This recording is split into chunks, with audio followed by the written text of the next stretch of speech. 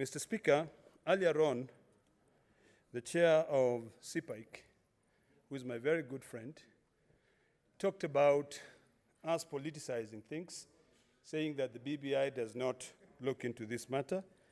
And as a matter of fact, when you look at the Constitution, the proposed Constitutional Amendment Bill, Article 3, which is on shared prosperity, talks about the government shall promote sustainable agriculture.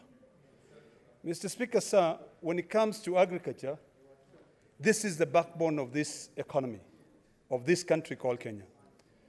Some of the facts which are quite clear, Mr. Speaker, sir, is that the tea industry or the tea sector employs 10% of the total population of this country.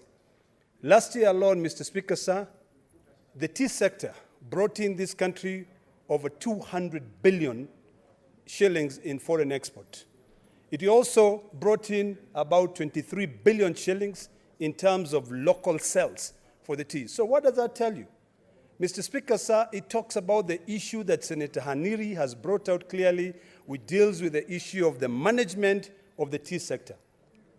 When you look at the tea sector, Mr. Speaker, sir, there are two elements. There is the export, which is good for the foreign income of this country, and there is also the local sales. When you look at the Constitution, Madam Speaker, you will also realize that agriculture is devolved, and this Senate has stood firmly to be able to protect devolution.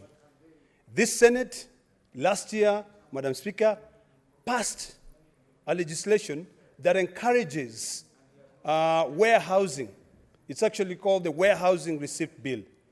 So, Madam Speaker, what we ought to be talking about now is how do we ensure that our county governments, which agriculture is devolved, sit down, the CCs in charge of trade or in charge of agriculture, find a way to promote these tea farmers, to help these tea farmers, instead of us actually lamenting. One of the biggest problems that I see, and I thank the Cabinet Secretary in charge of Agriculture, Munya, is that he said, instead of us talking about all these issues, let us find what the problem is. And he pointed out to one particular area. It is the outdated auction system. This auction system is so porous, it allows people to sell their own tea outside the country, such that there's no way you can actually be able to control and be able to tell how much of the tea foreign income we get in this country. Maybe we get more than 211 billion. You know, there's a lot of direct sales.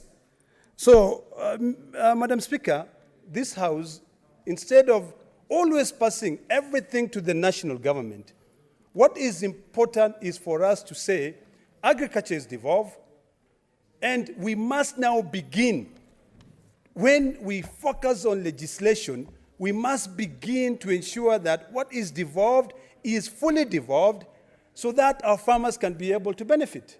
Madam Speaker, when we talk about government policies, these government policies should trickle down to the people on the ground so that they can be able to understand their impact.